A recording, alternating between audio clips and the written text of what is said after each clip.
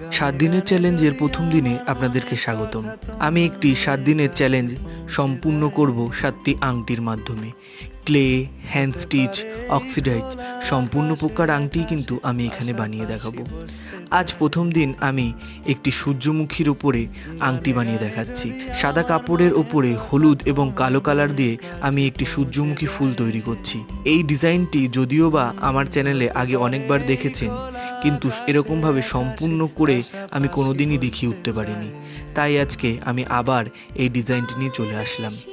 হলুদ কালারের ডলি সুতো দিয়ে আমি প্রথমে রিজেরিং স্টিচ দিয়েছি, তারপরে পরবর্তীতে আমি ফ্রেঞ্চ নট দিয়ে ভেতরের যে রেণুগুলো থাকে সেইগুলোকে সম্পূর্ণ করলাম।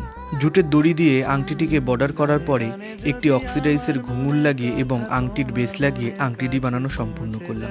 7 দিনের 7 ডিজাইনের আংটি দেখার জন্য আমার চ্যানেলটিকে কিন্তু ফলো করে আমার পাশে